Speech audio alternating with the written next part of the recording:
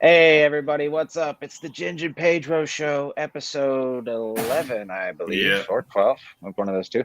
I'm of course Ginge. We got our boy Pedro here, probably Pedro's family in the background. It'll probably be a good bit of just me and my guest talking today, but we do have Pedro alongside us. And speaking of which, we can go ahead and introduce our guest. It's Mr. Geoff Elkins. You guys know him from Death Curse Studios, City of Rot, Camp Rainbow, Wirehead. Jeff. What is up? Oh my God! You bloodied my nose, buddy. Dangerous. It's dangerous. Wow. Okay, he's a dangerous man. All right, welcome, Jeff. Thanks for coming. What's going on, guys? Good. All good. Family here, so I'm gonna be muted for a while. Yo. Like just grandma walking around in the background. I think that's Abuela. Is that Abuela? Is that Abuela? My parents are old. My parents are old, so yeah, they sound like grandparents, both of them. So yeah. What's up? Good stuff. Yo. Yeah, so we got Mr. Jeff with us today. Jeff, you've got a good amount of stuff going on in your life with the art world. Yeah. So this year's been pretty busy. Spencer, Desmond, and I made City of Rot, which is a horror action comic about bikers and zombies. And then I work with Rob Geronimo on Wirehead, which is a crazy slasher robotic monster. And now we just wrapped up the drawing for Return to Camp Rainbow, which is Spencer, Desmond, and I's 80s style slasher horror comic. Mm-hmm. So tons of stuff going on. Very busy, but it's been a fun year. So what up? Hello. That's my dad. He loves Trump. I can't lie, I do like that shit.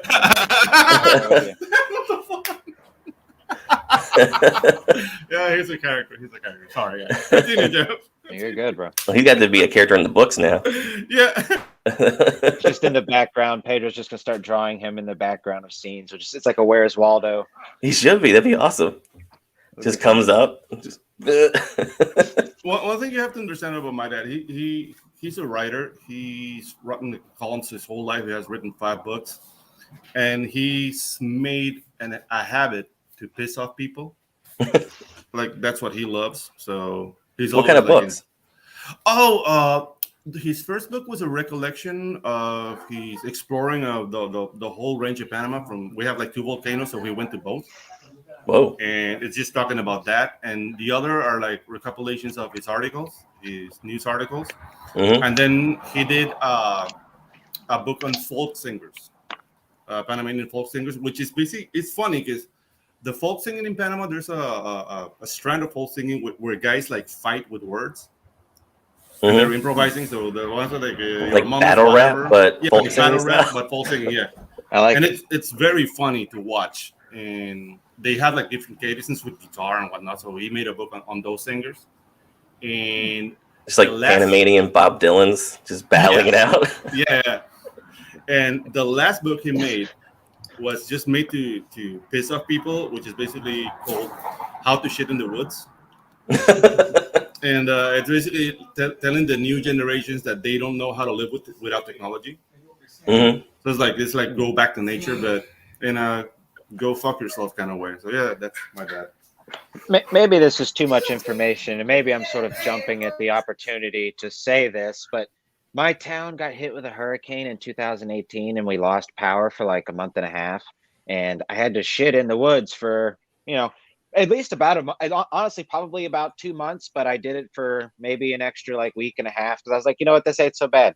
Like just all the trees were like knocked out of my yard. You couldn't see anybody. I was like, this ain't so bad. I've since upgraded and got a bidet. I went the opposite route. When I saw people punching each other for toilet paper, I was like, I'm good. I don't want to be involved in that. Anyways, hey, you're close to me, right? You're in Florida. I am a Florida man. Yep. Are you in the Panhandle? Yep. Panama City. Wow. Oh wow, really? PCB. Yeah, bro. Well, over the bridge in Panama City, but yeah, I'm like 30 minutes from the beach. Yeah. Nice. Yeah, we got. I know that hurricane you're talking about because that was like the first hurricane that we got when we moved to Tallahassee, and it was like I remember going to the auto store and picking up some windshield wipers, And then everybody freaking out. And I'm like, what's going on? And they're like, oh, a hurricane's coming. You didn't know? I'm like, no. And they're like, yeah, it's going to be like a 5, a rated 5 hurricane. I'm like, oh, okay. Mhm. And I just went home, and then there were trees down everywhere and, mayhem. But I was like, it's fine. It's Florida. Dude, I didn't take it seriously because the year prior, and I've grown up here, so we haven't had a good hurricane since, I don't know, like Ivan, I think was the last one, and that was probably like 12 or 13 years ago. Mm-hmm. But in 2017, there was that hurricane that hit. It was supposed to hit Florida, but it really like veered off and hit Texas and like flooded out Texas. Yeah. A buddy of mine from the UK, a buddy of mine, like just a dude I played Dark Souls with, he sends me a tabloid from the UK. He took a picture of it, and it just in all caps letters, it's got a picture of the storm system from 2017, and it says Armageddon, and it's like just headed right towards Florida. And he sends it to me. He's like, "You all right, buddy?" And I'm like, "Yeah, I'm good." But it totally went off and hit us, so I didn't take the one in 2018 seriously. The year prior or the next year, I was like, "Bah." They said Armageddon about that one, but no, I mean it was pretty crazy. Yeah, like we lost power for almost 2 months. Like, oh, really? Whoa. Yeah, dude. All the trees were down in my yard, and really like I got lucky because there was a few trees that are just like that were around my house that fell the right way. I didn't take it seriously at all. Lots of people evacuated. I just was like, we're fine. We were fine, but I mean, and I don't think a whole lot of people. I mean, not a whole lot of people died. I think some people died, but it wasn't like it was just lots of property destruction. But I mean, it wasn't all that bad, all things considered. But that's what they always say, though. It's every time there's a hurricane, it's always storm of the century, the worst hurricane to ever hit Florida. And it's like everybody goes, well, we're used to this now. You see this every year, so we're not going to freak out about it. Yeah. So how they know to react properly when every time you say it, it's the storm of the century. Yeah, it was an interesting experience because really after the storm, everybody was just free to walk around, and you kind of did what you wanted because the town was shut down for however long. Yeah, but anyways, that's just nonsense. But so Geoff, buddy, you're not from Florida. Could we talk a little bit about you though? Like where are you from? How'd you get started in art? How long have you been an artist? All that good stuff. Yeah. So I'm originally from Virginia, Northern Virginia, around DC area. I went to George Mason University and did their School of Art. I got a concentration in drawing because they don't have an actual, major in drawing. So I had to just get a concentration. I don't really think I got the best, experience in art school. Like they were more about teaching the conceptual as opposed to the technical. So I got a few jobs while I was in college still. And then when I graduated, I had worked in the physics department, not doing physics or anything like that, just like an office assistant. But they knew I drew and they knew I did graphic design and stuff. So that's how I got my start doing graphic design and dipping my toes into that. And I was able to go from there and do some book illustrations for this one professor. And I did I did a comic strip for this other professor who was doing an article on Reiki, which is the magic touch therapy stuff. And she was like debunking it in the Skeptical Inquirer. And, but when I graduated, I realized that like, I really didn't have that base knowledge I needed to really be a professional comic book artist. My final year, I got to do, because I was always advanced in drawing, and I was always doing, more, just more advanced drawing techniques than what other people in my classes were. But really, it's like I was just drawing the stuff I liked, So I was really good at drawing faces and whatever else, but I didn't really have that full breadth of knowledge. So on my final year, I got to work in this special class with this professor who had worked in illustration for years, and he had done magazines and stuff like that. And he acted like an editor, and he told me, okay, what do you want to do? And I was like, well, I want to go into comics. So he's like, all right, well then write a comic book and draw it every week. We'll go over a new page. And by the end of it, you'll have a full comic that you can show off. I'm like, cool. So I came up with a story, and then quickly after I started drawing, I realized, I don't know how to do anything. Like my perspective sucks. I really didn't know what I was doing because I was mostly just using like SketchUp models to do perspective. And my classes perspective was just like 2 days in drawing classes of teaching you basic 1 point perspective, which doesn't really teach you, damn near anything when it comes to perspective, because you have, perspective is so complicated because it's not just 1 point perspective, 2 point perspective. You also have special vanishing points for everything because not everything has to be going to that same spot. So it gets really confusing. There's always different little techniques and tips and tricks and stuff like that. So I was just like woefully underprepared. And I kind of had this like, come to Jesus moment, like, oh, I actually got to like figure this stuff out. And I started working graphic design professionally. And I've been doing that for like 10 years, working for different companies. And the whole time just reading every book and tutorial I can on drawing and trying to build my portfolio up to the point where it's actually something I know what I'm doing. And City of Rot was my first opportunity. Spencer hit me up, just saw my stuff on Instagram, or on Twitter actually. And he was like, hey man, this is really cool. Are you working on anything? And I'm like, no. And I knew he was a professional writer. And I was like, this is my chance. This is my shot. He's like, that sucks. Cool. Talk to you later. I was like, oh, okay. We're not going to work together, I guess. Wow. But then like, I don't know, maybe a month later or something, he hit me up and he was like, hey, would you like to work on a project together? And I was like, yeah, definitely. Please, shine your light on me, help me. And then we got started on a book called Tomb of the Black Bloods. And it was supposed to be a follow-up to Hellseekers, but Hellseekers got delayed. And then I had to go and so basically at that point I was freelancing, and I was going to make this my full-time venture, but I needed to get a new job because I was hurting. We had some family issues come up, so I had to get back to work, and we had to put Tomb of the Black Bloods off for a while. But then, stuff changed and I was able to come back to doing the comics full time, and we were able to get City of Rot going. And that just came up out of nowhere. It was just like, all right, Tomb of the Black Bloods got to be in the back burner because of all the Hellseekers issues. So let's do something new and that we can just, churn out and get out there quick and create a whole new story. And that's when we came up with City of Rot. And as soon as he told me the ideas, it just sounded so much fun. I was like, all right, I'm down. Let's do it. Just bikers and zombies and, how can I say no? Yeah. So, Geoff, if I understand this is like your second or third book, City of Rot? City of Rot's my first. Your first book? Wow. Yeah. Dude, like from what I've seen on the previews, I thought you were doing this for years, man. Oh, I appreciate it, man. Yeah. Awesome. That's actually the same impression I had got. I thought you'd been in the business for quite some time. So, yeah, right on, bro. Yeah. Be quiet, Pedro. You're too loud. Bring your dad back on here.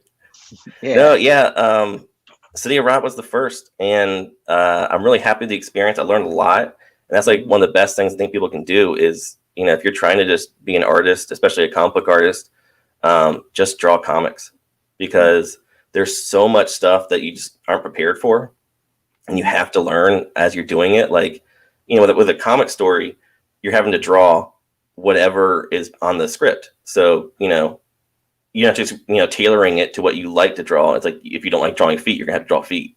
If you don't like drawing cars, you're gonna have to draw cars. So it forces you to become a better artist. So even if it's not something that, you necessarily like, it's still good to, draw from that and just create, because you're gonna pick up so many skills and like a visual shorthand as you start developing your skills. It's not going to be so difficult. Like when I was doing City of Rot, I had never drawn a motorcycle before. Like it was just never came up. I never really thought about it. I was like, oh, I never done this before. So how do I do this? And like in art, it's kind of known that like bicycles are one of the hardest things to draw, just because they're like awkward and kind of weird and stuff. So I started, looking at all these tutorials and how to draw motorcycles, and it's either the kind of thing where it's like, draw a circle, draw another circle, and then the third step is a completely done drawing, or it was like spend 8 hours mapping out in perfect perspective all the little intricate details. And it's like, well, this is impossible because I can't spend all day on one little thing.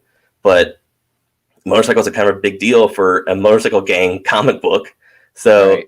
I spent all day just studying them and like figuring out, okay, how do I create this thing where it actually looks like a motorcycle and looks cool, but I'm not going to spend all my time on one little thing.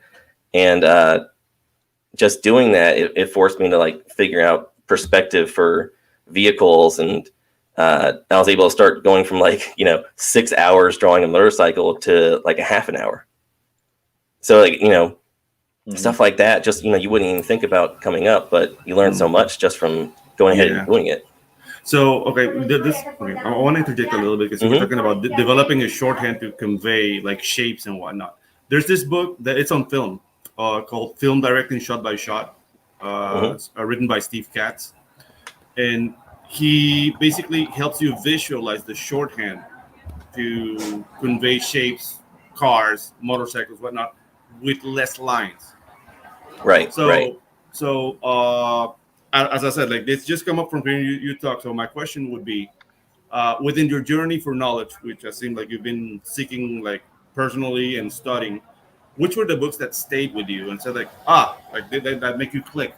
Like, for example, when learning to draw anatomy or learning to draw perspective or whatnot. So which books kind of like basically make your brain like spark like into a whole new world? For perspective, that's like the hardest thing in the world to me. Like that's the thing that took me the longest to figure out, just because it's basically math, and it seems so contrary to art making. The best stuff I found was, let me see what's over there. I think it's called How to Draw Interior Spaces, and it's this weird little book that doesn't fit on a bookshelf properly. It's like really long but short, and it pops out of the bookshelf all the time. But it's like an interior designer book about perspective. So it's just teaching people how to draw like, chairs and tables and stuff like that, which doesn't sound like anything spectacular, but little things like that are kind of weird to figure out, because like there's, tips and stuff you can, tricks you can do for making the table legs the right size and the right distance, and spatially figuring out how everything fits within the area. And so that was a really great book for perspective. This panel right here, I've got pulled up. It's probably a simple example, but I mean, this is probably some kind of sort of perspective with the way the walls look and the doorway goes back there. Yeah, that's like simple 1-point perspective, but kind of cocked to the side a little bit, and it kind of gives it a little more of a harsh angle, And also, like when you're doing like 1-point perspective, for example, here you have like a on the car, like the car that's like dead center, and that's like very declarative, and it tends to be boring. But since it's like a car speeding towards camera, it's justified. Yep.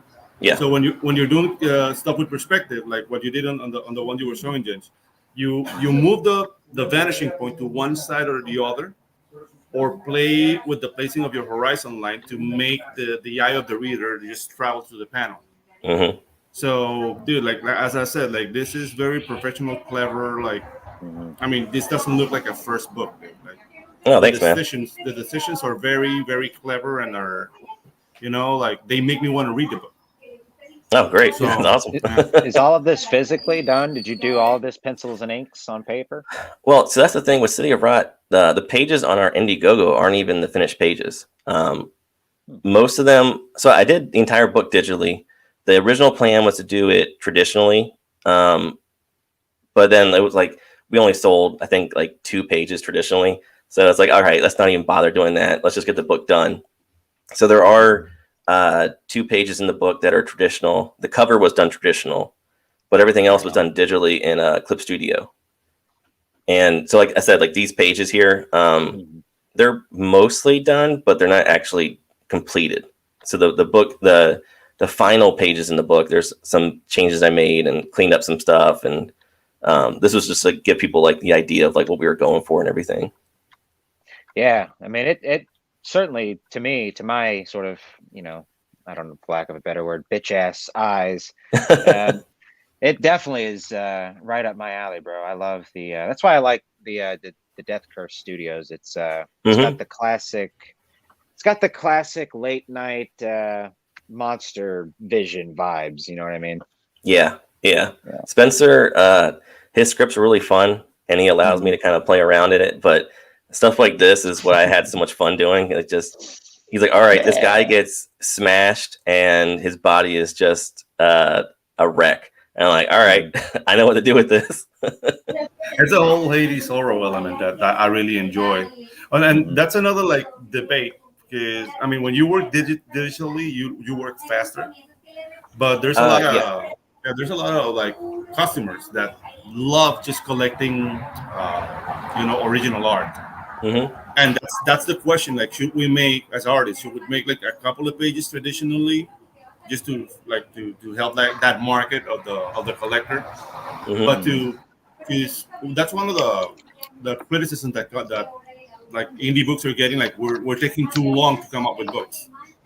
So maybe if we work digitally to get the books out and work like a couple of pages, I don't know, traditionally to sell, like if that bridge the gap within, like I don't know, like that I would love to know what you think about that, Geoff.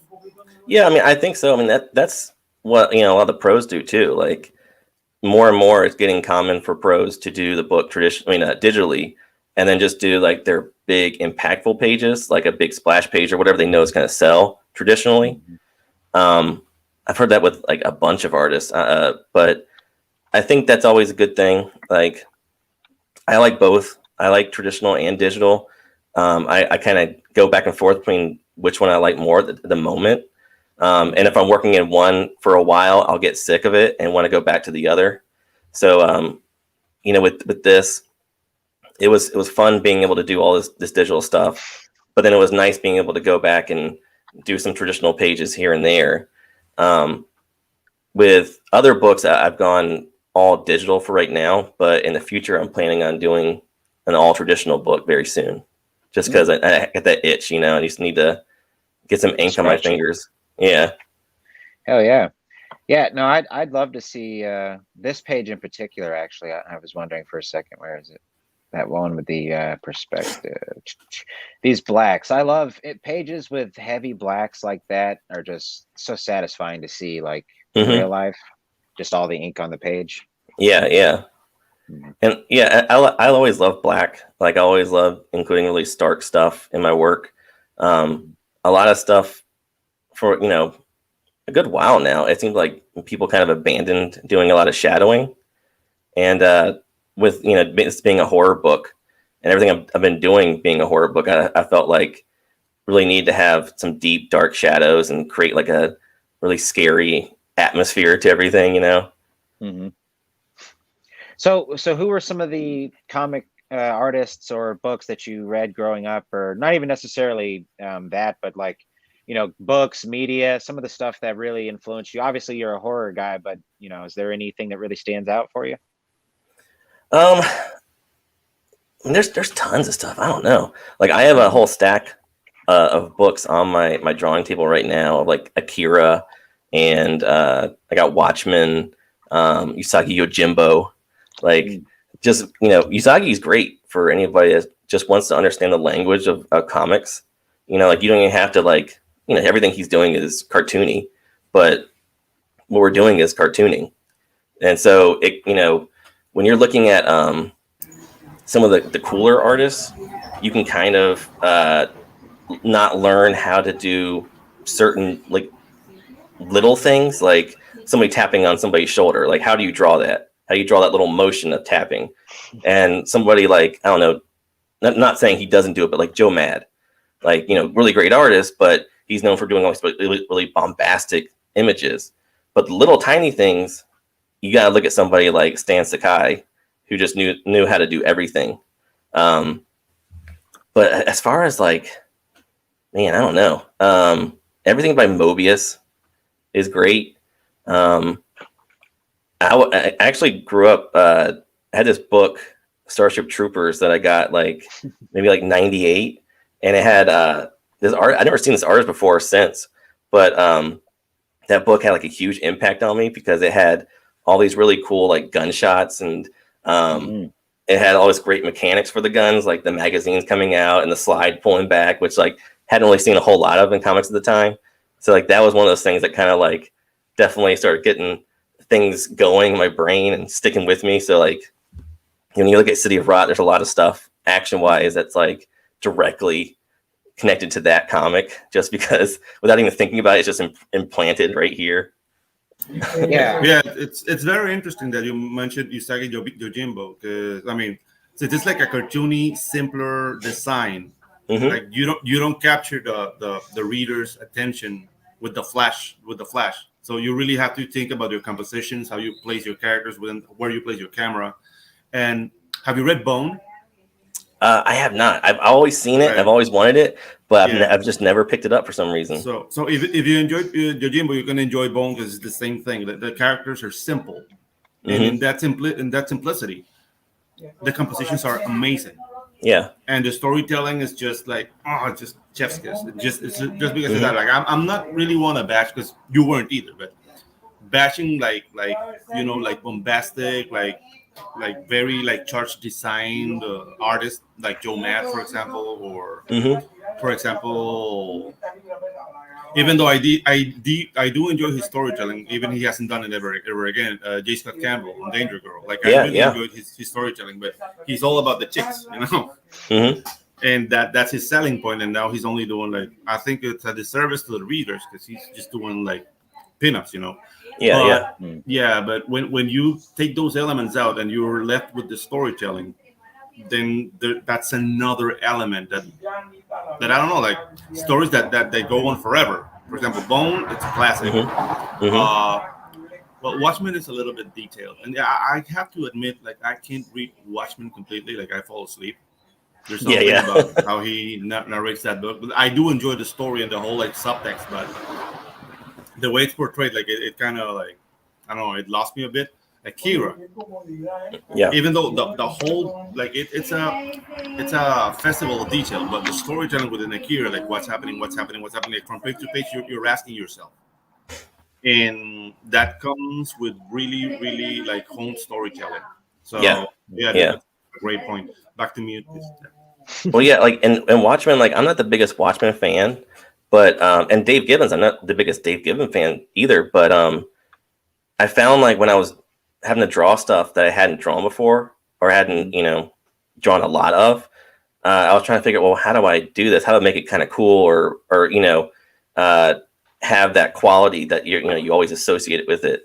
And again, it's like some of the guys that are really cool might not have really developed that stuff. But you look at Watchmen, and Dave Gibbons draws pretty much anything and everything in that book, and so he had this great visual language to kind of draw from, where it was just like, all right, textures and like metal sheen and glass and sand and all. Like sand is a weird thing. Like, how do you draw sand? How do you get across that illusion of a sandy surface? It's just kind of a weird thing that, like, oh well, yeah, I never drawn that. How do you draw that? Dave Gibbons is a really interesting guy in that, just aside from even the Watchmen art, which is maybe, just because of the esteem the Watchmen has, it's, one of those books that's on the top 10 list. So he's kind of there already. But if I'm not mistaken, if you actually look at his list of stuff, he's done a lot of books other than Watchmen. Really, that's impressive. Yeah, he did. Was it Superman for the Man Who Has Everything? That's a really great one. I remember I had this book that he did, and I sold it, but it was like about this motor scooter gang in England. It was like the weirdest little book. It was kind of like A Clockwork Orange, where it was like following this like 60s pop kind of teenager who joins a gang, and they all wear these like really beautiful suits, but they ride around in scooters. It was like the weirdest little combo of like, all right, we're a street tough gang. Bam, bam. Oi! I like it though. I can see it. That seems kind of sufficiently gangster enough for them for probably the time period. Right. Yeah, it's very British gang, It's like that great Family Guy bit, like the drive-by disagreeing with British people. Oh, Reginald, I disagree. Yeah, that was basically the book. Right. Right on. Okay, so let's talk a little bit about what you guys are currently working on, which is let's get this going. We got Return to Camp Rainbow. Yeah. Yeah, bro. So, Camp Rainbow is a throwback to those classic slasher films that Spencer and I love, like, Friday the 13th and Sleepaway Camp and all that kind of stuff. And it's basically a massacre that happens at this camp back in the 90s. And it's all done by the camp mascot, Buddy, who wears a big smiley face helmet. And 10 years later, murders start happening again. And it looks like Buddy might have come back from the dead. But who knows? What's going on? I don't know. Oh, no. Can't spoil it. Okay. And so the survivors are back, too. So. Yeah. Oh, okay. I've been watching, what is that? I mean, I know that's like a lot of classic 90s. I've been watching a lot of classic 90s series here lately. My girlfriend and I, we've been working through all of the Screams, Final Destination. Shit, they're escaping me. But those two have been Scream. Dude, Scream blew me away by how much I actually enjoyed it. Like, just trying to take it from a writing perspective, I suppose. I mean, I think like the point of those movies is it's supposed to be ridiculous as they go on, but there's a lot of plot lines and threads to try to maintain that I think I really enjoyed them. Yeah. Yeah, I mean, Scream was one of those things that, like, it gets kind of hate now just because it kind of created this, like, genre of that late 90s teeny bopper horror film. But I mean, at the time, it was really revolutionary. Like, it was taking this, fourth wall breaking approach to horror films and kind of breaking down in like the nerdiest fashion, like, which, everything now is like a what was that movie? Cabin in the Woods. Like, it was very much like Cabin in the Woods, where it was taking this kind of like nerdy approach to horror and breaking down all the little structures and tropes of it and stuff like that. But I mean, for the time, like, it was a great movie. Yeah, I felt like it was a horror fan's horror movie for somebody that's really knows their stuff. It was like, it felt much more like that. But Cabin in the Woods, that's actually maybe my only J.J. Abrams movie that I actually like, to be honest with you. He directed that one, I think, right? Or no? He might have produced it. He didn't direct it, though. It was I think it was Drew Goddard that directed it. But right on. Yeah, that movie's cool. It's not a movie that, like, I'm like a big fan of or anything, but I do like it, and I like how crazy it gets, especially at the end.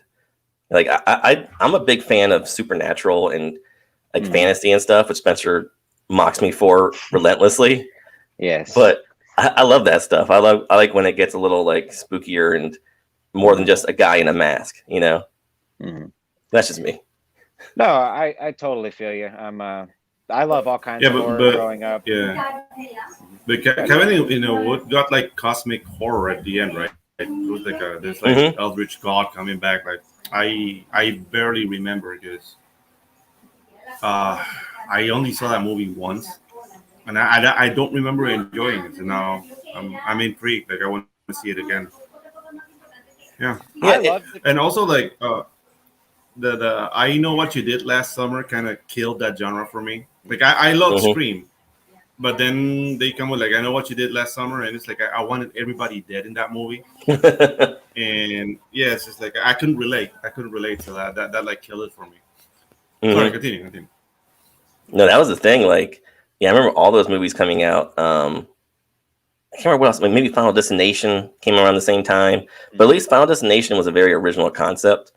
But yeah, like every horror movie that's coming out for like maybe 5 years was just another spin on Scream or I Know What You Did Last Summer. And it was just like, who's the hottest young teenagers on the market right now? Let's put them in this movie.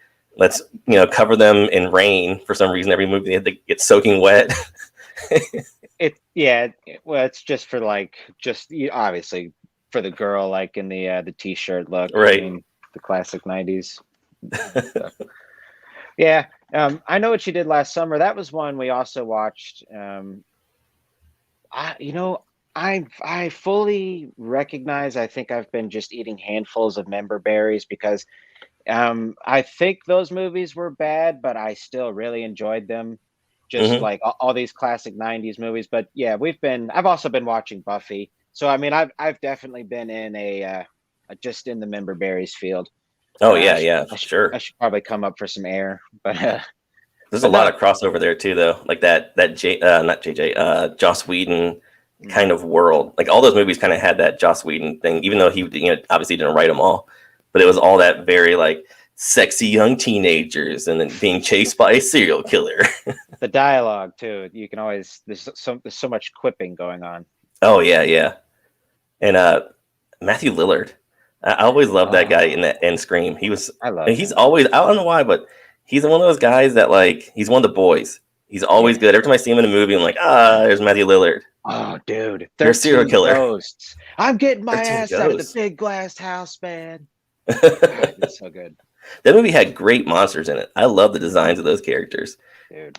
That movie's highly underrated. I think it was just one that kind of slipped underneath the radar. I think, or maybe I don't know. I've always Hmm. loved it, but it's definitely a great movie. One I want to rewatch, which I remember liking as a kid. I also remember sort of getting into it with my dad because he's like, "That movie sucks," and Ghost of Mars, John Carpenter's Oh Ghost of Mars. yeah. I remember liking it, and I remember just the scene that really sticks out is that head on the stick. Like, how can you not like the Hmm. head on the stick?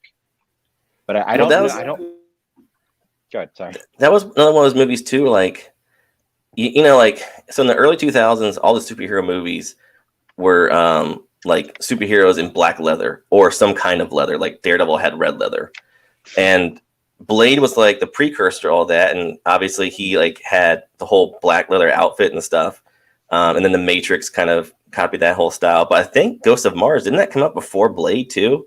Because that movie, like every character in it is just black leather jacket, looking swole and awesome with guns and stuff. Like I felt like that kind of started that aesthetic a little bit. And soundtrack There, by Anthrax. That's not bringing Oh, it that's back. right. Yeah. wow. Right on. No, there's a lot of like that early. I learned this the other day. The movie Bulletproof Monk. I think it came out in like 2003. It's actually Oh based off of a yeah. comic book Hmm. that was like a short, like 3-issue thing. I think it got released to either Image or IDW. Was that I'm Michael Avon Oming or however you say his name? I'm not sure I'm not sure who the team behind the book is. It's you can find copies of it. I looked them up on eBay. You can find like the first 3 issues in lots. I mean, it's depends on the price, but you can find them for like $10. I'm actually interested in it because the idea itself. I haven't seen Bulletproof Monk in the one time that I saw it forever ago, but Yeah, if you look Blockbuster it up, rental. right? If you look it up, it really is a lot of the framework for take something like Deadpool today. Like you had Sean Williams Scott, I think his name is Hmm. Stifler, right? He's your comedy relief. There's your sort of Ryan Reynolds type. Chow Yun Fat, he's obviously the hero. I forget who the chick is, but yeah, it was absolutely a superhero movie that was Hmm. had all of the dressings that today would be like, oh, this makes perfect sense. And yeah, for that, I'm actually really interested in rewatching that one as well as maybe even checking out the comic book. Yeah, Whatever happened to that dude, Stifler? I haven't seen him in a movie in forever. dude, he's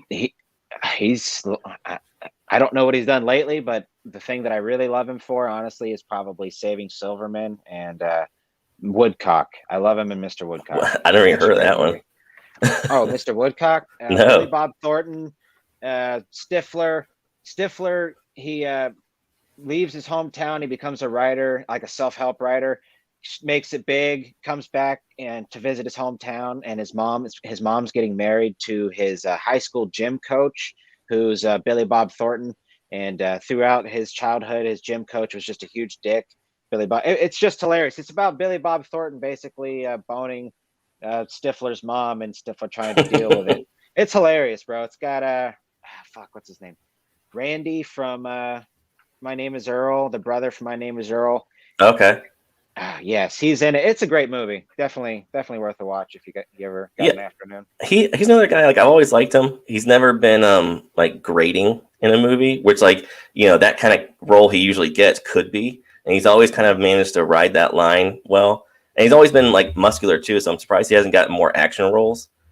Sean and then Chow Yun Fat, like, yeah, Sean William Scott, and then Chow Yun Fat, like, he's so underused in American films. Like, he was such a badass in all those John Woo films. Then he comes to America, and there's like, yeah, you just get this thing where you don't really talk, and we're gonna take away all your personality. You know, like, he was always like a really like big personality and like hard boiled and stuff. And in those movies, he's just like the solemn stoic monk. You know, it's like, let the guy act. Like, he's cool. I think what killed Sean William Scott was evolution, because he was like an action lead. What was that? But it turned into an David action comedy. Duchovny, right? Was that the David Duchovny one? Yeah. Mm-hmm. Dude. There was like a whole slew of films like that. Like, do you remember there was like that one 8-Legged Freaks? Yes. Like all those kind of movies, like the little crazy alien monster invasion movies that came out like a 1 year period of time. Yeah, but they were all like action comedies. Oh, they're mowing the lawn now. Sorry. Pedro got a crazy morning. Yeah, but it's like when Paul Blart came out, and then at the same time, like 6 months later, that Seth Rogen mall cop movie came out, and then no more mall cop movies ever came out. It was just that 1 year we got 2 mall cop movies like competing against each other. It's like, guys, we didn't ask for the first one really, but okay. Well, Observe and Report is a great movie if you haven't seen it. That's what it was. It's that's a Jody Hill film. So like if you like Eastbound and Down, it's probably the only time I've ever liked Seth Rogen in a movie. I don't really like that dude, but he's great in it. He plays a good psycho. But it's a really funny movie. So definitely worth a watch. I saw that in DC actually. We went because the only place playing it was a DC theater, and we went and saw that, and then we were still like not wanting to go home. There's nothing really to do. We're like, all right, let's go see Slumdog Millionaire. We haven't seen that yet, and everybody's talking about that film. But Observe and Report blew it out of the water. Couldn't even compete. Yeah, kind of two different experiences there, probably. Yeah, I was like, I cried. You know, like I was moved. Wow. Seth Rogen gives weed a bad name. Yeah. I used to be a big Seth Rogen fan, honestly. He's just kind of borne out his welcome. It was Sausage Party that for me kind of like I thought it was going to be funny, and it just it grossed me out. It was too much. I was like, wow, this is ridiculous, guys. It didn't work. Yeah, it was clearly like a stoner idea where it was just like, all right, there's a fine line between like the stoner idea that's really funny and then it's just really stupid that you can only enjoy if you're high. And Sausage Party was like that. Like, I was the same way. I was like, oh, it's gonna be cool. It's gonna be kind of like Team America, you know, crazy comedy animated film. And it was just awful, like cringy awful. Not even, you know, I don't think I laughed once. And I was like, all right, I'm done with this guy's movies. Yeah, it really, on paper, it makes sense. And I love those kind of stupid movies where you get baked with your friends and it's just meant to laugh and have fun. But yeah, it really, like, the implied sex stuff was like, it just was kind of cringy actually. But you know what was another good movie, and I was really in his comedy for a while, TJ Miller, but he's just kind of another one that's made a fool of himself, but he's hilarious in what is it? Office Christmas Party. That's one that I felt like could have been a lot better if they'd have pushed it further. Jason Bateman, Office Christmas Party, that was a good one. But he was in that show where he pretty much was the star, Silicon Valley, where he plays Erlich Hoffman. Yeah. That is a great show, and that's probably what got me into being a TJ Miller fan. It's just he plays the just the most absurd character in that thing. Yeah, that's Mike Judge. You know, like Mike Judge is just a genius. Right. I mean, everything he does is great. King of the Hill and Beavis and Butthead. King of the Hill is supremely underrated. That's one of the funniest shows ever, especially when Cotton Hill shows up. He's the best. Nazi's blew off his shins. The thing with King of the Hill, what really like harmed that series was the character design. Everybody was ugly, but not distinctive. You know, like you would see like The Simpsons, and they're like a very recognizable shape. And you see Homer, and it's Homer. The characters in King of the Hill were not that recognizable, even though they were awkward looking. And I think that harmed them, but the scripts were on point. I think you're right. Yeah, and like, you know, that show too. Like, I think people kind of overlooked it because of that art style. They thought it was going to be more of like I guess, a family friendly kind of story. But like, it goes pretty hard. And like, there's one episode that's my favorite one where the Vietnam vets are trying to join the VFW with all the World War II vets. And, all the Vietnam vets are, dealing with PTSD and stuff. And they're all freaked out by all the things they did in war. Whereas the World War II vets love what they did in World War II. And they're just telling stories about killing Nazis and stuff and just causing the PTSD to go crazy. It's a hilarious episode, but that one pushes it pretty far. Yeah, it's King of the Hill. It's definitely, it's one of those shows that the more you watch it and you get attached to the characters and you sort of learn their mannerisms and the way they operate, I think the funnier it gets for sure. Mm-hmm. And Rusty Shackelford is right about everything. Always be said. That is one of the best bits in that show. Okay, buddy. So I kind of want to get back to Camp Rainbow here, if that's all right with everybody. Yeah. So this video here, we have a video. Can we play the trailer? Yeah, it's just pretty much like a cool little intro. There's not really anything story-wise, but it's a cool video that Spencer made. All right. Can y'all hear it? Yeah, I can hear it.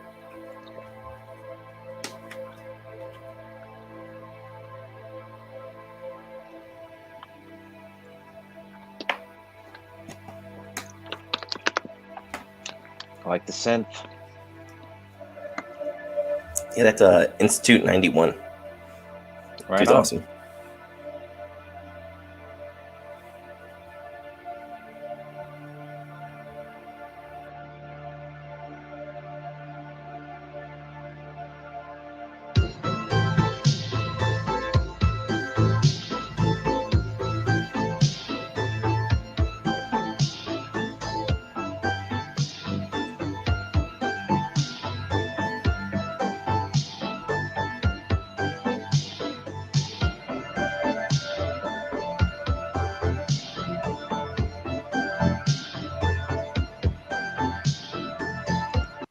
I'm just gonna pause it right here real quick. So that's Buddy, right? That's Buddy. Yep.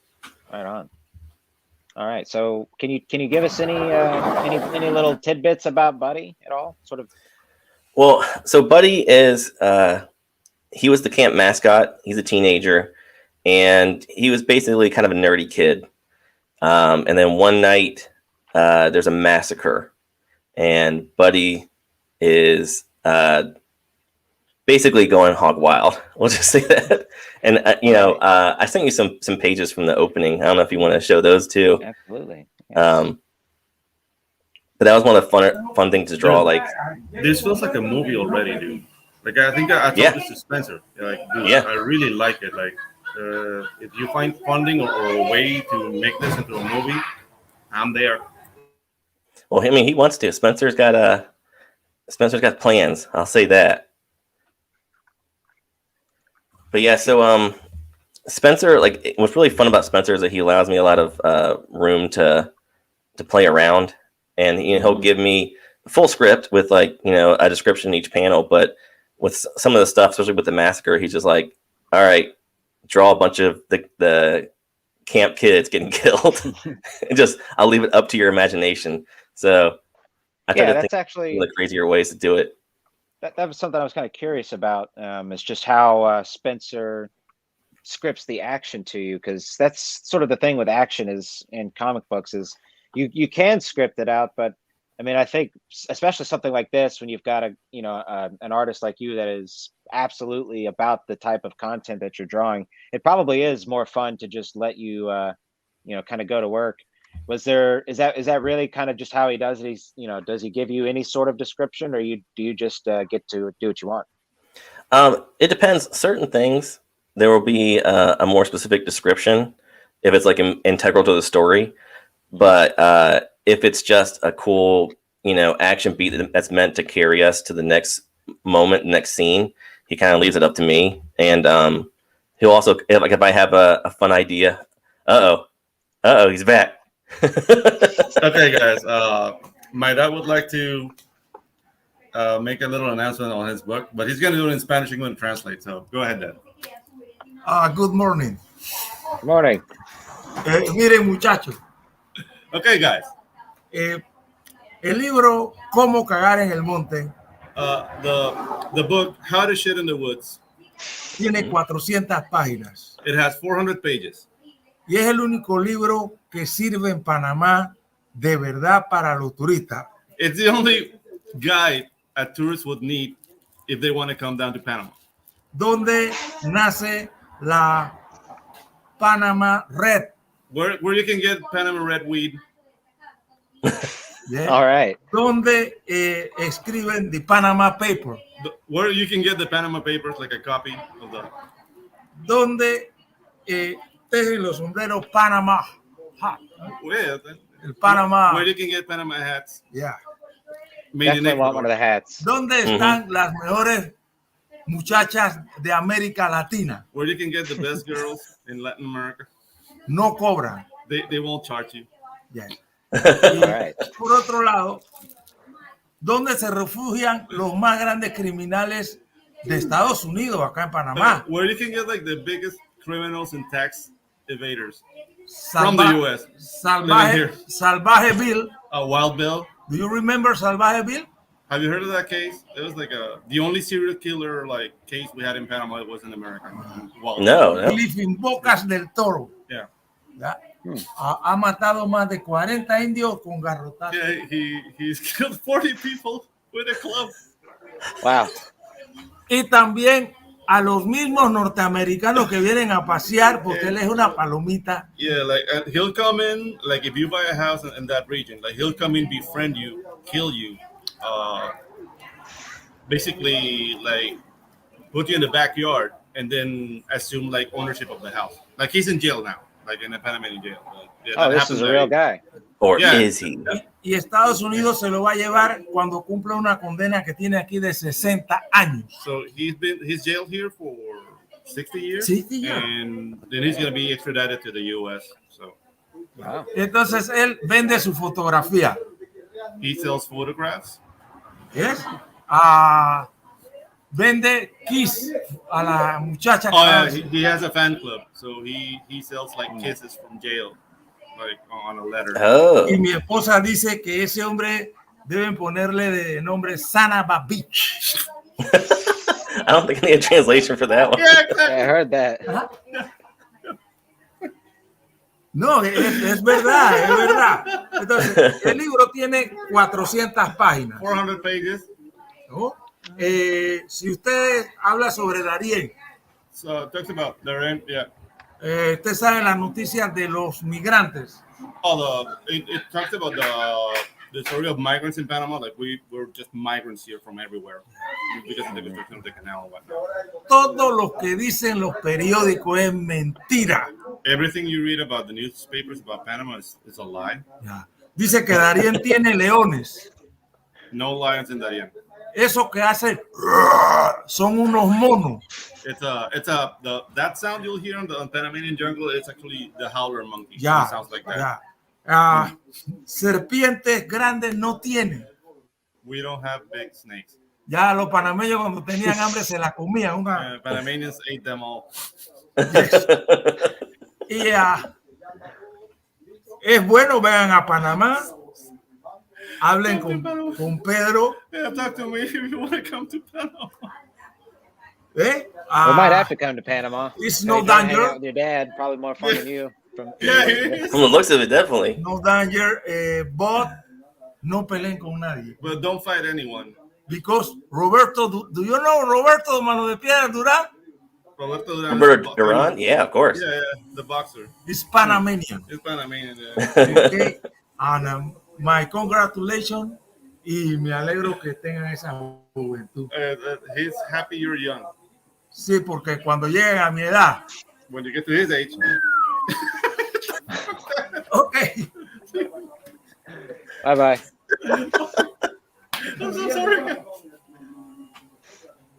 I wasn't expecting this. I'm gonna mute It's a hell of a mustache your dad's got, bro. That's a very he's- powerful stash. Yeah. All right, so- he's- To go back, so Roberto Duran ate all the snakes in Panama, and according to my dad, we all ate the snakes, so there are no snakes left in Panama.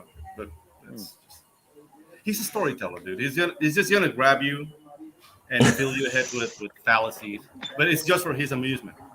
So I like it. yeah. Is he gonna join Trump as his running mate next year? You know, start campaigning with him. If Trump gives him a call, he might. Let's go, Brandon. Yeah, exactly. Panamanian press secretary. Yeah, dude, like he loves to look at people when he tells them he's a Trump supporter. Like that's all. Like he's a contrarian. Yeah, he's a handful. That's funny. Sorry That's to hilarious. deviate the whole conversation. No, that was Like, amazing. Nobody. You have to allow that every time, no matter who's on here. I don't care who. Right. What were we talking about? We were talking about some Camp Rainbow. Let me share a couple more of the pages though, because Geoff was kind enough to give us a few more. Let me get some of these up here. All right. So what is this? All right. Okay. Yeah, so this is like kickstarting our intro to the murders taking place. Mm-hmm. Some of these kids survive, some of them don't. Dude, And some of them, I'm loving So is this this our character cast design right bit. here? yeah, some of them are, and you get to see them as the story unfolds. Some of them, unfortunately, do not make it out in one piece at all. Ow, you don't say. Oh, no. Dude, I'll have to say I'm loving the character design. Very distinctive. Oh, thanks. Awesome job, man. Awesome job. It was a lot of fun because this part of the story takes place in '94. And so I was going back and looking at every kind of like early 90s fashion I could. So I was watching like Don't Tell Mom the Babysitter's Dead and Saved by the Bell episodes and just taking notes and sketching the whole time because I wanted them just to have like, you know, the big Air Jordan shoes and The mullets. Yeah, mullets and puffy socks and every little touch. It's stuff like that. It's so much fun. The problem with Saved by the Bell, aside from maybe however else anybody might feel about the problems with Saved by the Bell, is it's the theme song is so damn catchy. The moment somebody says it, right now it's just playing in my head, and it probably will be there for the rest of the day. So thank you, Geoff. It's the best. You can't let it go. It's all right. Okay. Anyway. Yeah, but those shoes at that time, because you had like Parker Lewis Can't Lose and Saved by the Bell, and there were some like with girls, like they had that look, and the super VHS cameras they were using, they captured color in a certain way that everything looked like neon. Yeah. But this is black and white, so I don't know. Are you gonna try to convey that neon element of those times? Well, we're gonna have some coloring. Cool. I think Nick Welch was originally gonna do it. I still think that's the plan, but I know he's a super busy guy. But yeah, he's gonna be. That was the original plan, at least, was he's gonna be coloring it. So this is obviously just unlettered black and white art. But you know, it's fun stuff to show off. I think people enjoy the massacre in all its goriness. If you were to do anything physically, I think this might be a page to consider. I'm sure there's lots of great shots, but I mean, something like this on to actually get to hold in your hands would be that'd be huge, bro. Yeah, dude, great action, and the face at the end is very eerie. Like, I love what you did with the lighting at that, like that top lighting, like almost like from a cynical position. Yeah, very nice, dude. I wanted to kind of like convey that psychosis going on by having those weird little spiral things around him. But this is one of those pages too, where like Spencer was just, all right, splash page of the massacre. So it's, you know, he allowed me to have creative freedom with this and just go off and do whatever I wanted with it. And I wanted to kind of like incorporate those camp elements, you know. So even though you're not getting to see the whole camp in this whole story, you're getting to see little bits of it. So, you know, here's where the canoes are, and he's killing him with an oar, and here's a hatchet, because, you know, every camp has to have a hatchet to chop some wood and stuff like that. And I wanted to give him a Bowie knife. That wasn't anything in the story. I just thought it would be a cool, distinct thing that, like, you don't really see, like, you know, every slasher has to have like a distinct weapon. You know, like Jason's got his machete and Freddy Krueger has his claws. But a Bowie knife is like this huge, crazy looking knife, but it's also something real that you can use in the woods. So it kind of makes sense that he would have this at his disposal on the camp somewhere. Absolutely. Yeah. Yeah, and being the weird nerdy kid, like it would make sense. Like, oh, my father gave me a Bowie knife, and it was like, what the fuck? So yeah, Right. Yeah. cool. Yeah, like that. They're like, oh, great. I'm glad he did that. Very Yeah. nice. So, dude, this is incredible. Tell me a little bit about what your. I mean, is this supposed to be blood? What was your thoughts with the actual, I guess, panel frames here, for lack of a better word, maybe? Yeah. So I was trying to think of like, Will Eisner. He always had these really incredible panel transitions where they were more artistically done. Like, he wouldn't do it for every page, but when he would have like a big double page spread or a big moment that's happening in the book, he would kind of have everything like organically flowing together in a really cool way. And so, I knew I wanted to have these little scenes throughout where you can see some cool murders and stuff taking place. But I was trying to figure out, well, how to transition all that in there. And I just started sketching out some ideas. And Clip Studio has this cool little function where you can create basically a stroked line. So you have, it's a white line, but then it's stroked in black. And I was playing around with that just to see what I could come up with. And originally I was doing like these kind of root system kind of deal. Like, it takes place in the woods. So I was thinking, okay, that'd be kind of cool.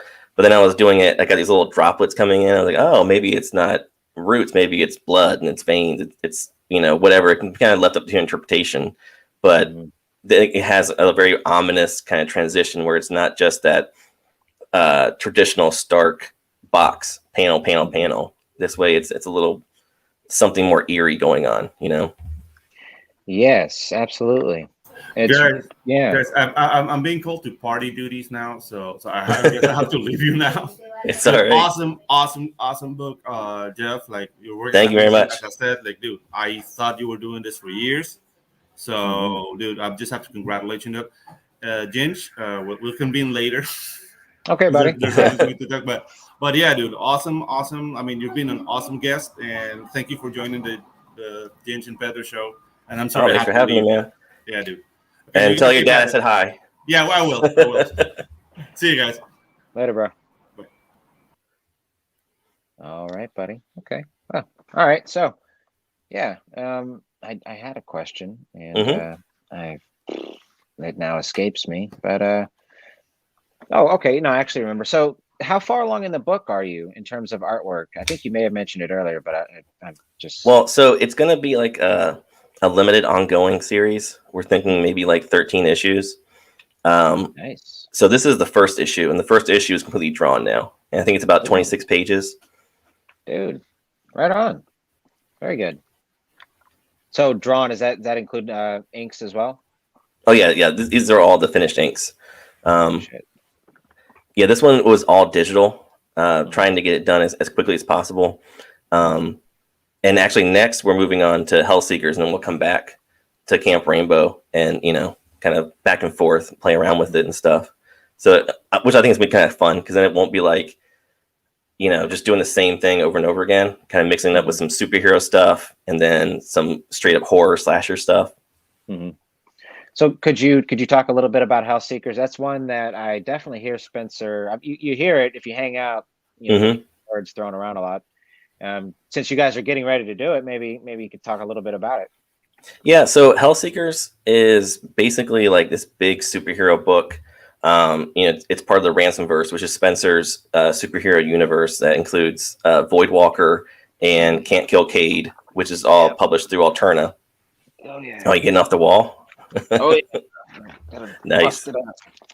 Yeah, I haven't read it yet, but Can't Kill Cade, great stuff. Yep. Nice work, guys. Yep, Kevin is a monster on that. The book looks amazing. But yeah, so it's a superhero team book about these kind of like ragtag, kind of like anti-hero kind of superheroes. I mean, they're still very much superheroes in every sense, but they're a little rough around the edges and stuff. The lead, one of the characters is Liberator, and he's kind of like a mashup of Captain America and Wolverine. He's a really like cool, badass character, and he wears an American flag that comes down across his face. And he has these two guns, Truth and Justice. But he's just like a classic like Texas badass. dual wield akimbo style. I like it. And there's a crazy robot character, and there's magic, and there's werewolves, and there's all kinds of really insane stuff. Like Spencer has this thing; he's been developing it for years, and so he has a lot of stories like already in the chamber. And he also wants to do some like holiday special kind of stuff too, which we get a lot of fun because like I said, like, you know, even though it's going to be a classic Ransomverse kind of story, which is going to have some violence and, you know, the Spencer-isms, if you want to call them that. But he's still also trying to tap into that like classic superhero team stuff, like the 90s X-Men. Like if you remember, 90s X-Men used to always have like a Christmas special or like a swimsuit special or something like that. It's like, and that's so much fun to me. That's so like pure comics, you know, and it's kind of missing today. So everything he started telling me, like he always told me like little tidbits here and there, but because it wasn't my book, it wasn't like I was getting like the full breadth of the story. And the more and more he told me about it, when he offered it to me, I was like, oh my gosh, this book sounds amazing. It's gonna be so much fun. Like there's one story I really want to get to, which is a superhero kumite.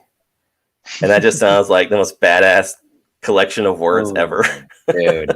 I'm honestly waiting. I know there's that. Let me say hello to the chat real quick. What's up, Jeremy? What up, chat? Yo, bro. Thanks for coming by. But yeah, I know there's the Dwarves versus Lions book, which maybe you've seen some of that. That looks really great. I'm purposefully, well, not purposely, but at some point maybe I'd like to try to do a Mortal Kombat ripoff series, for lack of a better word, really, just to put it bluntly. But man, I'd love to see somebody do a kind of like a story-driven kumite, if you will. I mean, something where you can really, because that's kind of one of the. I mean, I might be in a small group of people, but I actually kind of enjoyed the new Mortal Kombat movie. It for what it was worth. All right, this interview's over. I knew it. No, I mean, I hear the complaints that people had that you know, we never even got to the tournament. I think is one of the ones. Not Johnny Cage not being in the movie is one of the ones, and then I think the other big one is the creation of the new character. Yep. I sort of feel like I have answers for two of them, and then there's one of them that is just like, yeah, I kind of agree with. I didn't really love the new character. I see why they did it with the Shaolin monks, Liu Kang, Kung Lao angle, like the Shaolin monks game. Yes, spoiler alert for anybody out there. It's a fun movie, but yeah, I think it's on HBO Max. I think they put it back on there. Yeah, so I see why they did it. I didn't really love the new character, but I see why they did it. The Johnny Cage angle, I like how they set him up for the ending. If they kill him off or disrespect him in the second movie, I wouldn't be able to defend that, because it's like, all right, guys, I got your back on the setup. It's like, okay, he's like, I'm going to Hollywood. And then you're like, yes, Johnny Cage. All right. And then, yeah, them not getting to the tournament, it makes sense because Shao Kahn or Shang Tsung, he doesn't play by the rules. So the fact that he attacks before the tournament starts, that kind of made sense to me as well. I was like, okay, I see why. You know, he breaks the rules by not being in the rules yet. Yeah, you know, I wasn't a fan of that movie. I thought like they did some stuff really great in it. Like I loved the character designs of most of the characters. Like Scorpion and Sub-Zero were amazing in that. And I just wish we got more of them in the movie, because they had like the best stuff. And like you were saying, the original character they created for the film, I thought was just, you know, superfluous. I didn't think he needed to be in the film. You could have just made it about Liu Kang. You could have made it about Kung Lao. You could have made it about any number of the characters. There was no real reason that he had to be in there. Like, I don't think you needed a new character to introduce us to the world of Mortal Kombat. Like, why couldn't that just been Liu Kang? I don't know. Like they did in the previous film, you know? Yeah, I agree with that. Yeah. But like overall, like aesthetically, I thought they did a great job. Like, you know, it all looked good.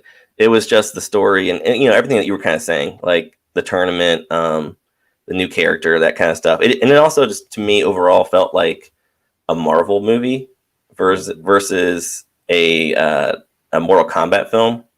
Like, I think, you know, with Mortal Kombat, you have to have that kind of blend I mean, I know that the new games are kind of different than this, but like the original games I grew up with, it was like horror meets action movie. It was very much Big Trouble in Little China, where it's really cool mythology. It's a little bit silly, but it's also really fun and action packed and stuff. And the new film was more like just classic superhero stuff for me. And I was like, that's not really what I'm looking for in Mortal Kombat. But like, I don't think it's a terrible movie or anything. Like, I get why people like it because it's serviceable. Like, it's fine as a film. But just for me, like, I want to see like brutal Mortal Kombat and ninjas, cutting heads off and stuff like that. Yeah.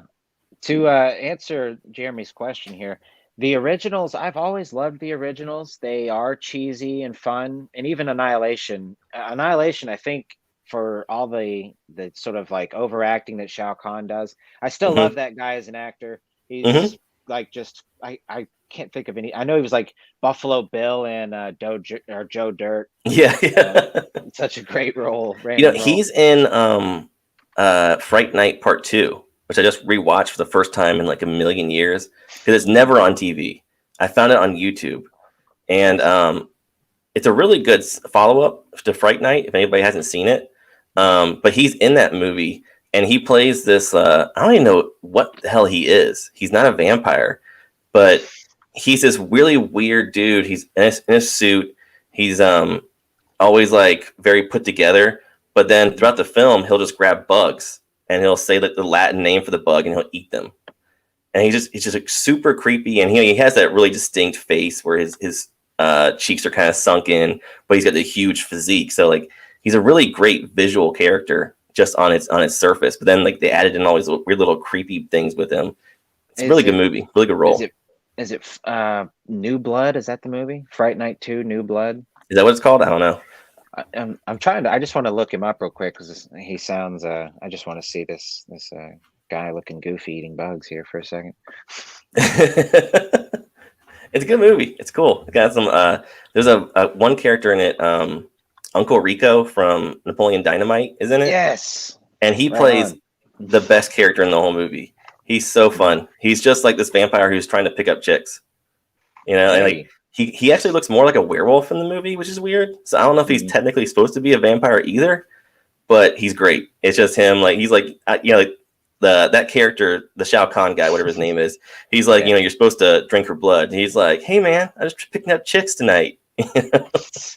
Very Uncle Rico. Right, exactly. His character he plays. Yeah, yeah. No, I liked the new Mortal Kombat. I can definitely see where it was. I hadn't looked at it from a Marvel perspective, but as a superhero film, yeah, I can definitely see that. Everybody's kind of got their power set and their little intros and everything. Yeah, I think maybe the biggest thing that they shouldn't have, I think like one of the things for like goodwill that they could have done differently would have been one of the cast members like insulted the fans. That old chestnut, like that probably just pissed a lot of people off like right before the movie came out. So I didn't even know about that. Yeah, a lot of people, I don't know. Just it seems to be a thing that keeps happening. I don't know.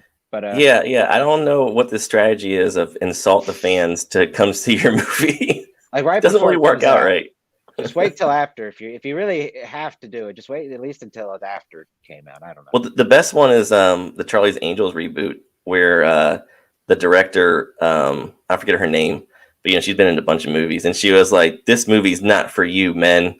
And then the movie bombs, and she's like, "Why didn't the men come out and see my movie?" Well, I don't know. Maybe you said it wasn't for them. Elizabeth Banks, right? Elizabeth Banks, yep. Mm-hmm. She's actually funny back in the day. I mean, yeah. What is it? Before she was like super big, that Steve Carell, 40-Year-Old Virgin. She played kind of the slutty librarian, I think. Was she a librarian in that movie? Or like the bookstore? Yeah, and she was in Slither. She was Michael Rooker's wife and love interest for Nathan Fillion. She's great in that. Dang. That's another good movie too. I haven't seen that in forever. It's still good. We just rewatched it like a month ago. My wife had never seen it, and she's a huge Michael Rooker fan. I'm like, you gotta watch this one. And it's like, it was gross. It grossed her out, but she liked it. It was really funny. Yeah, that when that came out, dude, that was like what, maybe 2010-ish or so. I remember that making waves on the internet. That was like a proto what's that movie where they sort of Human Centipede. That kind of had like the proto Human Centipede waves where it was. I remember people talking about Slither. It was like, oh, you got to watch this movie. You got to watch this movie. Yeah, Slither has like a lot of elements of like Night of the Comet. I don't know if you remember that movie. That was like an 80s movie where I can't remember who wrote that. Was it Eric Red? I don't remember. But anyways, so that movie was kind of like a zombie-ish film in the 80s, and it was about these like alien slugs that infect people and turn them into zombies. And so Slither kind of incorporated that element, and it kind of incorporates Society, which is another really weird movie that's, if you haven't seen it, you just have to see it just because it's so bizarre. Yeah, I think I've seen the Jon Stewart one. That's a remake, if I'm not mistaken, right? Or am I thinking of the Faculty? I'm thinking of the Faculty. Oh, no, yeah, you're thinking of the Faculty. Yeah. Society is, if you saw it, you would know it. It's this really bizarre movie from the 80s about, I guess they're like aliens, but they're like the nouveau riche, and they have this weird, like, kind of eyes wide shut kind of party. But instead of it being like, erotic, it's this weird thing where like their bodies are transforming. It's not quite a comedy, but it's basically a comedy. And it's just like this gross melding of bodies. And I don't know, you'd have to see it to believe it. That's the best way I can sum it up for people. Yeah, no, I like all kinds of. I'm pretty much up for anything horror. I don't have a no-go, like, Fried Berry. That was one Spencer recommended. I never heard that one. I hit Spencer up every couple of weeks for like late at night. I'm like, all right, bro, give me another movie. Fried Berry, that was one that came out 3 or 4 months ago. I think it's on Shudder. That's where I watched it. It is really bizarre. And it's basically just this drug trip. It's a drug trip movie where like you meet Barry. He just looks like your meth head type dude. He's got I mean I think the start of the movie he just takes some drugs and then keeps taking them and just goes down this. It's not like, I wouldn't really call it a horror movie exactly, but it's got lots of unsettling visuals, and it's takes you down a really bizarre and kind of dark and dirty alleyway journey of this dude just tripping balls and having a good time. But it's a good movie, and it was a good Spencer recommendation. Oh yeah, he knows pretty much every horror movie coming out. Like, I'll send him stuff, be like, hey, have you heard of this? He's like, oh yeah, I heard about that like last year. Damn it. Like, every time I think I got one for him, he's like, yeah, I've already heard that, or I've already seen it. Like, son of a bitch. Did you watch I might have tagged you in it. It was a while back. I know I tagged a couple of the dudes. It's on Netflix. It's called A Classic Horror Story. It's came out like 2 or 3 months ago. It maybe sort of went under the radar just because Netflix doesn't really promote stuff very well. Yeah, I do remember getting tagged in it, but I don't think I ever ended up getting to watch it yet. Dude, it's a classic horror movie. They absolutely, it's an Italian, it's already done, like it's an Italian movie, so it's pulling like, I guess, specifically from that vibes, but there's lots of it feels like a great 80s horror movie, and some of the gore in it is like, I had to and I just love to get into it anyways. Like, I usually will just pull a blanket or pillow over my eyes just for the fun of it, but that was one where there's a scene in it where there's just like some leg breaking. Like, leg breaking really does me in. Yeah.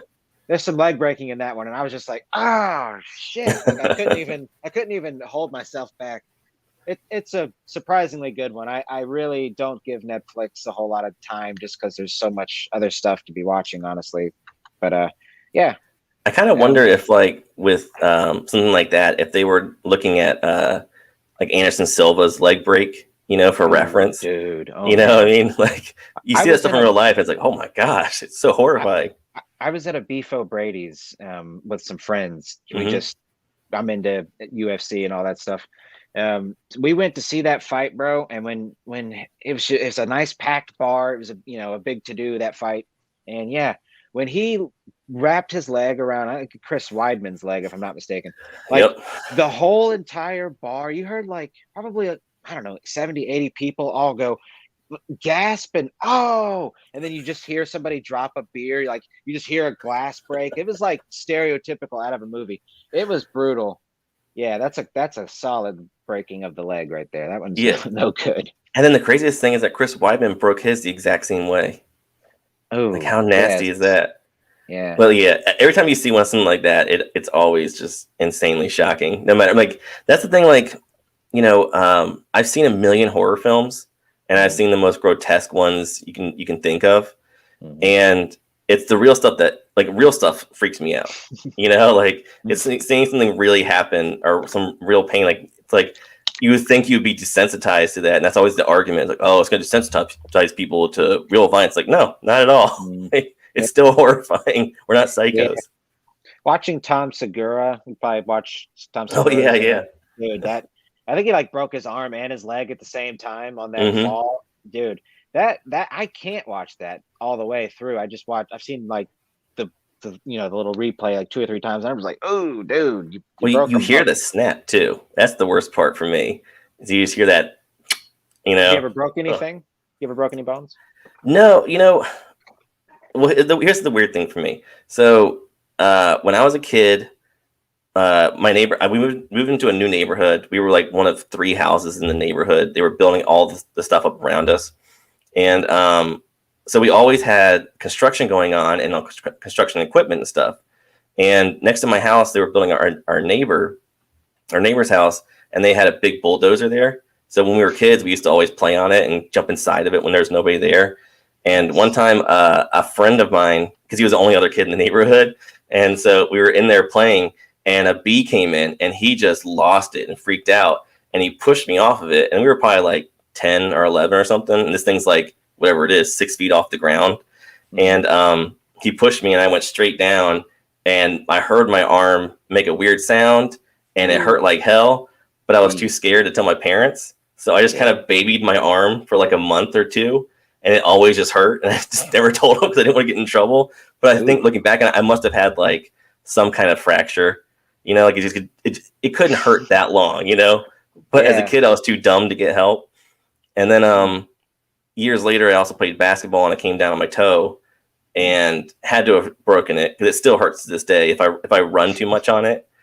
And so, like, again, didn't tell my parents, didn't go to the hospital. So I technically, no, I haven't broken any bones. But I think legitimately I probably have. I just haven't gone. Right. Yeah. I've never had any significant leg breaks or anything like that. I've had a rib break, and I like this. I like to sort of shame my uncle as a kid. I tell him that he fractured my leg. It sort of was his fault. I was probably 10 years old, and we had just finished. This is when Blockbuster was still around. We had just finished watching Mighty Ducks 2 on VHS. Nice. And he's 10 years older than me. So he's like, he suggested we go ride a bike. We only had one bicycle and no pegs on the front. So he's like, Mark, you want to go ride a bike? I was like, yeah, sure. He's like, all right. So I just got on the handlebars. We get down the road, dude. And we just literally the very first turn we make slides down onto a dirt road. I'm sitting on the front of the handlebars, and like, I'm not terribly large as a human today. I'm only 5'8". As a kid, I was very small, and my little leg just slid right into the freaking spokes, and we crashed the bike. It wasn't a humongous injury to my leg. It was just like a fracture, but and not even a huge one, honestly. I was just like a whole ordeal though. But yeah, but like we fell forward. And it was just like, it was crazy. But I actually, out of that whole thing, I ended up getting on VHS Toy Story and actually the first Mortal Kombat. Oh, so it all worked out. It did. One leg from Mortal Kombat. My uncle. Yeah. So did you have like the boot or anything like that with it? I had a cast, actually. Yeah, they did give me a cast. I got a glow in the dark one, which wasn't so bad. Yep. It like. What I really remember from it is I remember us turning. I remember sort of landing. I remember passing out. I know I passed out probably at least twice from the pain because I remember him telling me, I'm going to go get help. Just, wait here, basically. And it's like, I'm not going anywhere anyways. And then I remember I can just see him running down the road, and I think I passed out there because the next thing I remember is it was like right at the corner of the street where it's turning, and in that corner in this yard is this lady. I just remember her coming out of her house, looking at me, kind of like shocked, honestly, and then just I think I said help, and I remember her turning around and like running to the house, and then the next thing I remember is the ambulance got there, and they had to I guess they blow torched the little, like the metal spokes that are in a tire. Yeah, they blow torched that out so they could just kind of pull my leg out. And then I went to the hospital, and what I really remember from that is having to be held down by my aunt and my mom. The doctor's like, you got to hold him down so we can put the leg back in place. And that was a son of a bitch. Jeez, yeah, it was like that's out of like a movie, really. a war movie kind of scene. Yeah, just bite down on this kid. Pretty much, dude. Like my aunt and my mom just held me down, and the doc, he said it right there in front of me too. Like I'm just laying down, and he looks at my mom and he's like, you got to hold him down. And I'm like, huh? And then they just hold me down, and it was on. But it wasn't really so bad, honestly. I probably had to cast for like 3 months or so. I don't know, but it wasn't a horrible break. But I actually kind of do walk at a slight, very, very slight angle. I've had this horrible habit of like going to school and just historically bumping people off the sidewalk as I'm walking next to somebody talking. They're just slowly getting pushed off the sidewalk. Then did you get cool points though at school for having the cast? No, not really that I remember. You get the signing. People will sign your cast, but I mean, I didn't get any. I didn't get any girls from it, and no bigger plays sort of playing off of it. A missed opportunity, maybe. Yeah. You gotta amp it up a little bit. I guess you gotta like limp a little bit more when you're walking around the girl or something. Dude, I should have played it up. I should have made the whole story. What happened to my leg, sweetheart? Well, let me tell you. Yeah. So first there was a bear. Yeah. But you did say you got a broken rib. I got a bruised rib once. I was in jiu-jitsu class, and a kid, not kid, we were in college, but a dude kneed me in the ribs. And he wasn't trying to. It was just when you're rolling, it just happens. But like just bruised ribs, like I can't imagine what a broken rib would feel like, but like just bruised. They hurt for at least a month, and it hurt to breathe in. So at nighttime, I couldn't find a comfortable position because like any position has weight on your rib. And then when you're breathing, every little exhale is like, oh. Yeah, it's funny. I actually broke my rib in jiu-jitsu class. Oh, really? Nice. Yeah, doing guard passes. I was trying to mount, and the dude I was working with, he was a purple belt. It was 100% my fault, right? I go to mount. I'm trying to before comics, actually breaking my rib is kind of what forced me to sit down and just reevaluate what I'm going to do with my life, because it was like, I'm going to be a fighter, and that's one of those things where it's like, if you're going to do that, then you kind of have to apply yourself all the way. And breaking my rib, it made me look at, well, I mean, is this something I really want to go through with, and do I have other options? And I felt like I could be a writer, so that's how I ended up here in a way. But yeah, I broke my rib in a jiu-jitsu class just doing guard passes. 100% my fault, but I will say I totally learned the lesson. I was trying to mount, and the dude was on his back, and I was doing from standing to just get on top. And I threw his knees to the side, and instead of holding them down to pin and get on top, I just threw them to the side and very quickly tried to get on top. And dude, the moment I threw them away, he threw his knees to the side, he put them right back, and I just boom, full on eight knees. And oh, dude, this actually hurt quite a bit. I mean, it cracked there, but long story short, it actually broke like 2 days later. I did a big overhead stretch, and I heard it. It was like muffled, like I felt it and heard it. It was like a stick, you're trying to break a stick, and it gives a little give, and then it breaks. It was like that underneath a muffled sound. It was like, and I was like, And then my whole front right here just goes numb, and I'm like, okay, I was laying down to take a nap. When I hit my rib that day, I knew something was wrong, but I pretty much just was like, I'm gonna pretend like I'm a-okay, and I'm definitely bruised. This is something, but I just, I was very stubborn, was like, I'm not gonna Mm-hmm. care about this.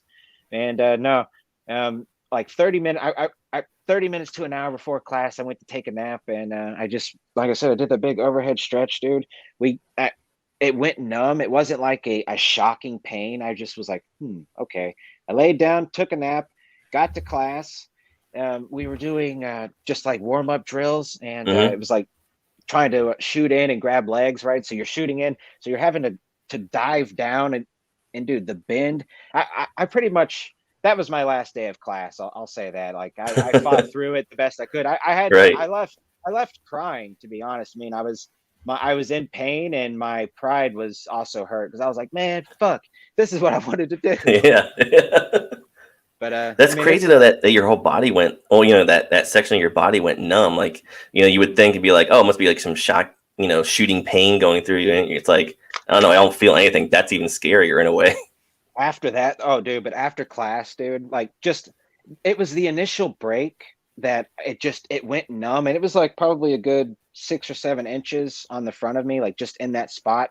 But after that, after going to class and just trying to do anything, I shouldn't have it all, but no, I mean, from then on, it was on, dude. It was like raising my arm even just a little bit, breathing, sitting, laying. It was, yeah, I mean, and it still hurts.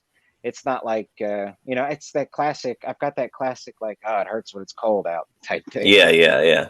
How long did it take to heal? Ooh, probably 7 or 8 months. Like, I'd say, all in Whoa, all, really? until when it stopped finally hurting. Yeah, it was like the major rib. I think like number 5 on 1, 2, 3 down or whatever. It was like, Mm-hmm. as you bend over. So that big one, like, I don't know the anatomy part of the body, but yeah, it hurt, and it was yeah. They don't do Lesson anything learned. for it, right? Like, they don't bandage you up or anything. They just like, you just got to let it Yeah. heal, right? Yeah, there's not a whole lot you can do, really. It's just, Jeez. and it's the one that you have to move a lot. So any sort of slight bend, it was like right there. So yeah, but Mhm. it's jiu-jitsu is great though. I mean, it's certainly a lot of fun. I mean, aside from injuries, but Yeah, that was like one of the most useful things I had in college. Was my college had a physical education requirement, and it could be like, they had tons of classes. They had taekwondo, and they had water polo, like anything you could think of, and they had jujitsu. And I was like, oh, I've always wanted to do jujitsu. I love martial arts. I've always wanted to do it, just never have. I was always like an introverted kid, so I was always too scared to like, do any kind of stuff like that. But I always loved martial arts, and I was like, well, now I'm older, I'm not afraid of this stuff. I'm gonna dive in. And my teacher was awesome, because it's a college course, so you're not gonna be able to get like a black belt in jiu-jitsu in a college course. But he knew that, and so he instead of just having us do like shrimping drills all day, and then learning like one like move or something like that, or one submission, he instead gave us like a crash course, like a boot camp of jiu-jitsu. So it's like, you're not an expert by any means coming out of it, but I came out of it with this understanding of like the idea of jiu-jitsu in all different ways. So it's like, we learned all these defenses and offensive takedowns for stand-up, and then you learn all these sweeps from guard and side control, and like everything defensively and offensively for different positions. But it wasn't like you're getting this super intricate knowledge of it, but you're getting that base knowledge of, okay, this is what a Kimura is, this is what an Americana is, this is how you do it from this position, and in that position, just how you defend, and how whatever.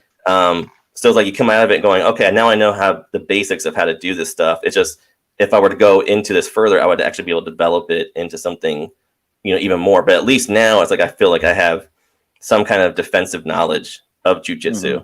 And I'd always like show my friends, like my buddy, I learned how to do a hip throw for the first time, and I always wanted to do a hip throw, because like seeing jiu-jitsu videos and stuff. And my buddy's like 6'3". I'm like, come here, I want to show you a hip throw. And I'm like, I'm not gonna throw you, I'm just gonna pick you up and show you how easy it is, because like that's one of the magic things you kind of learn is like, with jujitsu or judo or whatever, when you're throwing somebody, it's not strength. You're just using like leverage and your center of gravity and stuff. And so I grabbed him and I picked him up and I just lifted him off the ground. And he immediately started like shaking because he was like afraid I was gonna throw him or he's gonna fall. I'm like, no, dude, I got you. You're all good. And I started swinging him. I'm like, see how easy this is? This is cool. Hell yeah, bro. Yeah, that sounds like a great way to give a kind of a college class on jiu-jitsu. Really, just a broad. Here's because I have a buddy of mine. I go to the gym a couple times a week, and I roll with a buddy, and he's getting into jiu-jitsu. He's actually kind of similar to what your story was. He's an older guy now who's just wanting to be able to defend himself and have more confidence, and so he wants to go to the gym and all this stuff, blah blah blah. Oh god, I forgot what I was gonna say. Damn, I'm sorry. I've smoked some weed this morning. My train of thought. Oh god, this is embarrassing. I'm sorry. Sorry, buddy. Anyways, he's awesome, and his name is Hoist Gracie. Oh god, right. No, but anyways, back. I've brain farted. Oh no. It happens to me every day, 5,000 times a day. Anyway, who are you again? On that note, everybody, we'll go ahead and end the show. Geoff, thanks for hanging out with me, buddy. I had a lot. Thanks for having me, man. It was a lot of fun. Yep.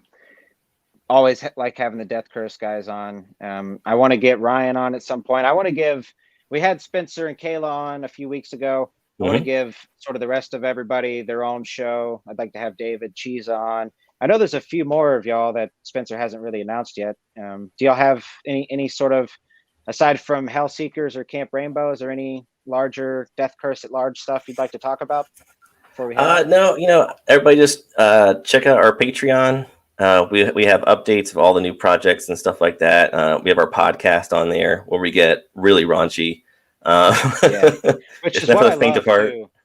One of the things I love about the Death Curse team is, like I mentioned it earlier, but you guys have captured the raunchy is part of the word, but you guys have captured the sort of the almost kind of 2000s, mid 2000s Adult Swim kind of vibe of just having fun and creating and not giving a shit about it. That is something that I think I love the most about what y'all do. So yeah, that's been one of the great things about meeting Spencer and Ryan by proxy and Kayla and everybody. It's like none of us knew each other. We're all from different parts of the country, but as soon as we talk, it's like we're so simpatico. We're all on the same like wavelength, and like just disturbed. Yes, it's good though. It's good. Yeah, a good kind of disturbed. Yeah, it works that everybody's disturbed together. But yeah, so people can check out our Patreon, just Death Curse Comics, and our YouTube Death Curse channel, and follow me on Twitter and Instagram at Geoff Elkins. There you go, guys, at Geoff Elkins. Yep. Geoff, thanks for hanging around, buddy. If you'd like to give it another moment, I'm gonna send the show out, and then we can chat for a second. Like I told you, I still Ryan's bit, so I got to follow through on the end. All right, I'm gonna bump you out here. All right, everybody. Thanks for watching the Ginge and Pedro show. Just little old Ginge here sending us on our way. I'd like to thank everybody that came and hung out in the chat. Good stuff. Mr. and Mrs., of course. My buddy Bobby. What's up, Bobby? Thanks for watching. Jeremy, everybody. All right, y'all. We will catch you next week. We have David Otterby, also known as Pum Spack. He's got the book Unemployed Monsters coming out, so that'll be a lot of fun to talk about. Lots of animation influence stuff there. So, we'll catch y'all later.